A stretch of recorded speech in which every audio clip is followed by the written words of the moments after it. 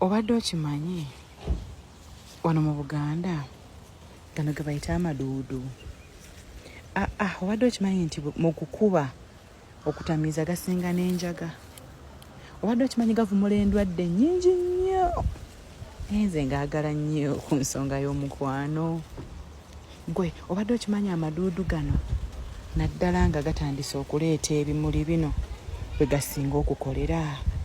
Gwe omukyala ng'ogenda okusisinkana omwami wo oba ng'oli mukyala mufumbo, obadde okimanyi bw'okwata obukoola buno n'obuyenga n'obunaaba, Mungu yagateekamu baraka, omwami wo omuwa mikisa myereere. Obadde okimanyi nti amaduudu gano tegalaba ku mambulugga mu baana. Obadde okimanyi nti amaduudu gano omuntu ne bw'aba agudde eddalo nga mulalu ge basooka okuyenga ne bamuwa nakakana.